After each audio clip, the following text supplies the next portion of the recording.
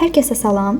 Bugün Azərbaycan dilindən ilk mövzumuz olan fonetika mövzusunun izahını verəcəyik. Gəlin başlayaq. Deməli, uşaqlar, fonetika nə deməkdir? Gəlin birinci dilçilikdən başlayaq. Bizim dilçilik deyə bir elmimiz var ki, uşaqlar, bu dilçiliyin müxtəlif bölmələri var. Hansı ki, bunların ən birincisi də fonetikadır. Bundan əlavə biz nəyi öyrənəcəyik? Leksikologiyanı. Sonra nə öyrənəcəyik? Morfemikanı, yəni söz yaradıcılığını. Sonra morfologiya, yəni qrammatika bölməsinin növləridir. Bunlar ayrılıqda xırdalayıram. Bir də sintaksis. Deməli, uşaqlar, belə düşünün. Dilçilik, düşünün ki, bu anadır. Bunlar da bunun balalarıdır. İndi, ana yemək pişirmək istəyir. Çox loru dillə izah edəcəm. Ana yemək pişirmək istəyir. Yeməyə də müəyyən ləvazimatlar lazımdır. Deyək ki, məsələn, nə bilim, un lazımdır, düyü lazımdır, ət lazımdır, düzdürmü? Hərəsini də bir balasına tapşırır ki, unu sən al, düyünü sən al, nə bilim, şəkəri sən al və s. Dilçilikdə əsas məqsədi, bax, biz ən axırda nə edəcəyik? Cümlə yaradacağıq, düzdürmü? Bu cümləni yaratmaq üçün mən birinci sözü yaratmalıyam. Sözü yaratmaq üçün nə etməliyəm? Bu söz nədən yaranır? Saitlərdən yaranır, samitlərdən, hərflərdən, səslərdən yaranır, düzdürmü? Bu hərfləri, səsləri, saitləri, samitləri verdilər fonetikanın boynuna. Dedilər ki, bu bölməklə, bu saitlərlə, samitlərlə, hərf və səsləri nə öyrənəcək? Fonetika. Uşaqlar, gəlin fonetikanın tərifinə baxaq. Fonetika danışıq səslərindən bəhs eləyən bölmədir. Baxın, fone səsdir, tika da elm deməkdir. Yəni, səsləri öyrənən elm. Yaxşı, bəs burada biz danışıq səsləri dedik. Gəlin, baxaq görək, danışıq səsləri nəyə deyilir? Uşaqlar, danışıq səsləri də danışan zaman, danışarkən tələffüz elədiyimiz səslərdir. Və danışıq səsləri yaranarkən bəzi danışıq səsləri olacaq ki, bunlar ağız boşluğunda tamamilə maneəsiz şəkildə tələffüz olunacaq. Bəziləri də olacaq ki, bunlar müəyyən qədər maneəyə rast gələcək və ona görə də bölünəcək iki yerə. İndi təriflə desək, hava axınının ağız boşluğunda danışıq səsləri maneəyə rast gəlib gəlməməsinə görə bölünəcək iki yerə. Bir olacaq saitlər, digəri isə olacaq samitlər. Gəlin yenə loru dilindən izaha baxaq. Məsələn, A deyəndə daha rahat deyirik, yoxsa B deyəndə? Sözsüz ki, A deyəndə. Məsələn, E rahat deyirik, yoxsa C rahat deyirik. Sözsüz ki, E deyəndə daha rahat deyirik, daha rahat şəkildə ağız boşluğunda tələffüz olunur. Və bunların da müəyyən qədər fərqləri var. Gəlin həmin fərqlərə baxaq. Ümumiyyətlə, birinci fərqi biz elə tərifdə dedik ki, saitlər maneəsiz səslərdir. Samitlər isə maneəli səslərdir və həmin maneəni dəf edərək yaranır. İkinci olaraq, saitlər uşaqlar heca yaradır. İndi gəlin bunun izahına baxaq. Məsələn, deyirik elə, məsələn, adımızı götürək. Aynur, düzdürmü?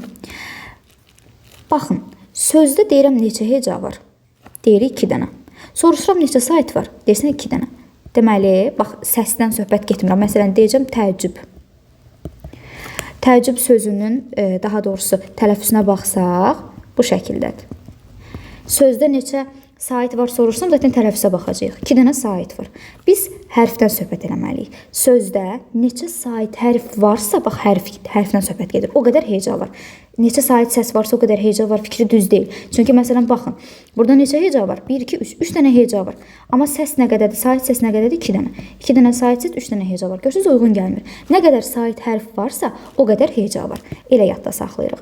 Deməli, hecamızı yaradan sait səslərdir.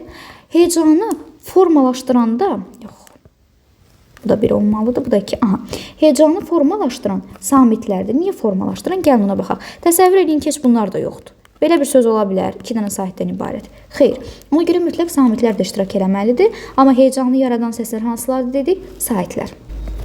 Daha sonra vurğu.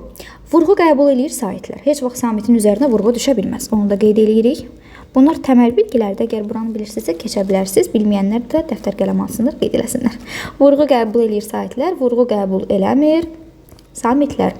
Saitlər bəzi hallarda uzun tələffüz oluna bilir. Məsələn, qoyun yazaq, uzanma. Samitlər isə uzun tələffüz oluna bilmir.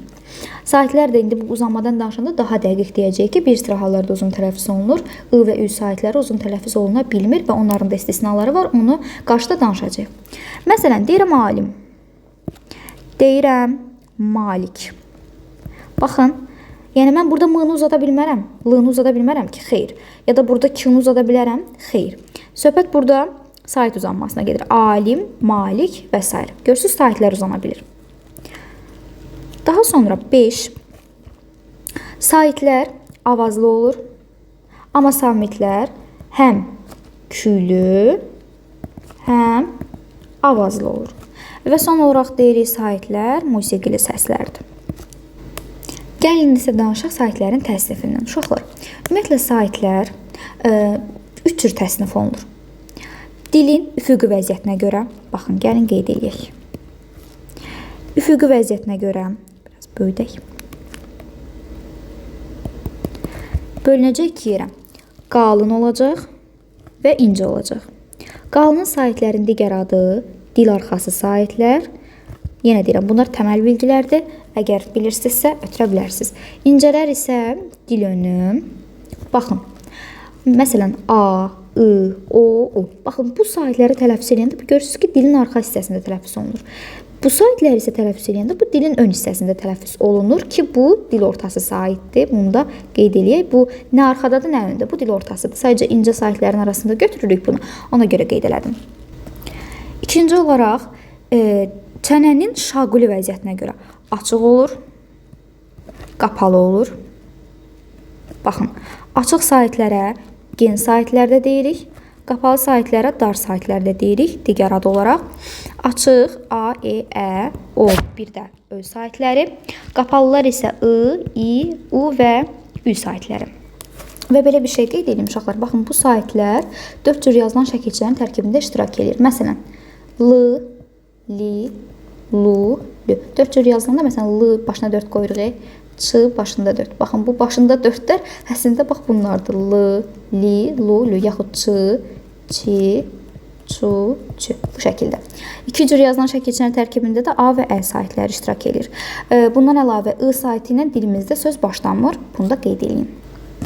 Gəlirik uzun tələffüzə. Uşaqlar, uzun tələffüzdən danışanda birinci onu qeyd edirik ki, saitlərə xas olan xüsusiyyətdir. Baxın, hökmlər şəklində deyirik. Səs uzanmasını göstərmək üçün, baxın, bu işarədən istifadə olunur. Əgər, məsələn, deyirəm, sözün tələffüzünü bu şəkildə veribsə, biz səhv götürəcəyik. Çünki niyə? Uzanma işarəsini qoymayıblar. Və əgər bizdən sorursa ki, bu sözdə neçə fərqli məqam var, deyəcək yoxdur. Niyə? Çünki səs uzanması fərqli məqam kimi götürülmür. Hansı halda səs uzanması fərqli məqam kimi götürülə bilər? Əgər səs düşümü ilə nəticələnərsə. O da qoşa saitli sözlərdə deyəcək. Məsələn, A, saat sözü. Biri düşəcək, biri uzanacaq. Burada fərqli məqam hardadır? Düşmədə. Uzanma yoxdur. Yəni, uzanma fərqli məqam götürülmür. Uşaqlar, bir də səs uzanması ilə mənası dəyişən sözlər var. Baxın, mənası dəyişən sözlər hansılardır? Nərə, nərə, baxın, məna dəyişdi. Bir balıq nərəsi deyirəm, bir də Koroğlu nərəsi. Daha sonra bəzən, bəzən, bəzən olanda zərf olur, bəzən olanda feil olur. Bəzənmək, gəlin, bəzəndi deyirəm. Bəzən. Daha sonra dava, dava, dava deyəndə dava dalaş mənasında, davada dava dərman mənasında, uzanmayan. Əyan, əyan. Bu şəkildə. Bu 4 dənə söz səs uzanmasına mənası dəyişən sözlər hesab olunur. Bir də belə bir şey qeyd edeyim. Uşaqlar, səs uzanması 2 hecada özünü göstərə bilər. Məsələn, deyirəm, alimanə, malikanə, daha sonra füzuliyanə, acizanə, tabeli, tabesiz, daha çox anə, yanə şəkillərində özünü göstərir. Amma bu həmişə belədir deyə bilmərik. Məsələn, qarşımıza çıxacaq mərdanə sözü. Baxın, burada da anə var, amma bircə dənə uzanma var. 2 dənə uzanma yoxdur bu sözdə. Uşaqlar, gəlirik qoşa saitli sözlərin tələffüz qaydasına. Baxın, qoşa saitli sözlər bölünəcək 2 yerə. Eyni cinsli olacaq, biri də müxtəlif cinsli olacaq. Nə deməkdir? Baxın, qoşa, yəni 2 dənə sait bölündü 2 yerə. 2 dənə ya eyni sait olacaq, ya da 2 dənə müxtəlif sait yan-yana gələcək. Məsələn, gələ bilər A, Ə, yaxud İ. Məsələn, yazaq saat, əmtə, yaxud təbii. Baxın, bu sözlər necə tələffüz olunur? 2 dənə saitdən biri düşəcək, digəri uzun tələffüz olunacaq. Biri düşür, digəri uzun tələffüz olunur və bu qoşallıq, eyni cinsli qoşallıq heç vaxt sözün əvvəlində gələ bilməz. Məsələn, necə gələ bilməz? Məsələn, heç vaxt belə bir söz görmərik. Ya sözün ortasında gələcək, ya da sözün sonunda gələcək. Biri düşəcək, digəri uzun tələffüz olunacaq. Soruşacaqlar bizdən ki, bəs neçə fərqli məqam var? Deyəcək, bircə dənə fərqli məqam var. Səbəb nədir? Çünki səs düşümü baş verib. Səs uzanmasını bayaq qeyd etdiyim kimi fərqli məqam kimi götürmürük. Müxtəlif cinsli saitlərin tələffüzündə də baxın. Məsələn, bu saitlər indi ortaq bir xüsusiyyəti var bunun. Deyəcəm. Baxın. Hansında i görürsünüzsə istisnalıdır. Hansında i-ni görürsünüzsə sadəcə qısa yadda saxlamaq üçün daha əlverişli üsuldur. Hansında i saiti görürüksə nə edirik? Arasına y daxil edirik. Məsələn, ailə olur ailə. Yenə deyirəm, hamısına aid deyil. Radio və s. Baxın. İ-o saitlərdən biri i-dir, nə edirəm? Y daxil edirəm. A-i saitlərdən biri i-dir, nə edirəm? Y daxil edirəm. İstisnalar, baxın, bir də burada a-ü var. Məsələn, təqaüd sözü. Burada da arasında y daxil olacaq. Bu d da t-ya keçəcək. Bunu da deyəcəyik. Müxtəlif cinslərdə belə bir qaydamız da var idi ki, baxın, məsələn, əmi oğlu mürəkkəb sözlərdə. Bacı oğlu, Əliağa. Baxın. Baxın, burada da i-a birgə gəlib. İndi mən bunun arasında y daxil edə bilmərəm axı. Nə edəcəm? Əmi oğlu deyilmi? Birinci sözün son saiti düşəcək. Bacı oğlu, əmi oğlu, Əlağa. Bu şəkildə tələffüz olunacaq. Və burada da üzü aşağı, üstü örtülü sözləri dəyişməyəcək. Bir də bunu qeyd edeyim. Uşaqlar, poema tələffüz olunacaq poema şəklində. Poetika. Bu da tələffüz olunacaq poetika şəklində. İndi gəlin dəyişməyənləri deyək. Baxın, 1. Bəraət. Bax, y deyirik kimi gəlir, amma y demirik. Bəraət. Sadəcə uzadırıq. Qənaət. Dirayət. 4. Şücaət. 5 də riayət. Baxın, elə bayaq dediyim qaydanın istisnası. İ-a var, amma riayət demirəm. Elə riayət olduğu kimi də deyirəm. Sadəcə uzun tələffüz edirəm. Uşaqlar, bayaq uzanmadan danışanda bir məqamı qaçırdıq. Əslində onu əvvəldə demişdik. Sadəcə üzərində çox durmadıq. Uşaqlar, uzanmadan da bir məqam deyib, videomu elə yekunlaşdırıram. Part 2-də də samitlərin izahını verəcəm inşallah. Deməli, sait uzanmasında demişdik ki, I və Ü saitləri uzun tələffüz oluna bilmir. Zaten I ilə ümumiyyətlə söz başlanır. Bunu yadda saxlaya bilərik. Bir dənə Ü-nü yadda saxlayırıq. Ü-də hər dəfə belə deyil. Məsələn, desək ki, hər zaman Ü uzun tələffüz oluna bilmir. Bu səhvdir. Niyə? Çünki, daha doğrusu heç vaxt Ü uzun tələffüz oluna bilmir. Bu səhvdir.